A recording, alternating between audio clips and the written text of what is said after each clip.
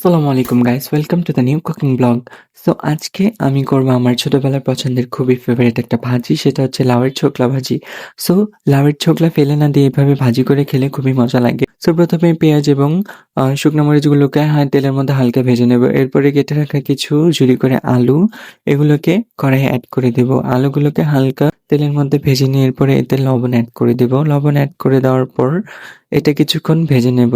এটা কিছুক্ষণ ভাজার পরে এটা একটু নরম হয়ে আসবে এবং এটা একটু সগি হয়ে আসবে, কারণ লবণ এড করার কারণে এটা থেকে একটু পানি ছাড়বে। দেন এখানে আগে থেকে কেটে রাখা এই যে লাউয়ের ছোকলাগুলো, এগুলো পানিতে ভিজিয়ে রেখেছিলাম। সো এগুলোকে ধুয়ে পরিষ্কার করে নিয়ে এসেছি। সো এগুলোকে এখন দিয়ে দিলাম।